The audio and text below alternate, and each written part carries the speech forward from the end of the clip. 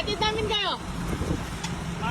Dalawang pulis sa Pampanga ang nag-viral sa social media matapos magpamalas ng malasakit at kabutihang loob. Nang tulungan ng mga ito ang isang tricycle driver na may sakay na agaw buhay na pasyente na kanilang namataan habang nagpapatrolya. Nag-alok sina Police Corporal Prudencio Sanchez at Patrolman Shailika May Guevara na isakay na lamang ang pasyente sa mobil, ngunit dahil sa pagmamadali, iniskorta na lamang ang mga ito upang mabilis na makalusot sa trapiko hanggang makarating sa ospital. Nung 12:30 po ng tanghali, habang nagpapatrol po kami, nakita po namin yung tricycle na busina po ng busina. Opo. Sa kabaan ng Moras MacArthur Highway.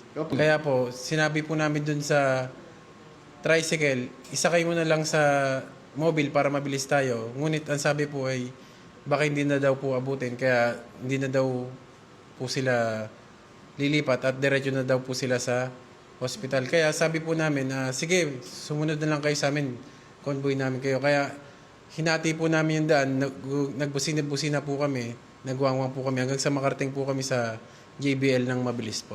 Pinuri naman ni NAPOLCOM Commissioner Ralph Calinisa ng ipinakitang malasakit at dedikasyon ng dalawang pulis at sinabing patunay na ang police visibility sa kalsada ay hindi lamang para sa seguridad kundi para rin sa pagtulong sa mamamayan sa oras ng pangangailangan.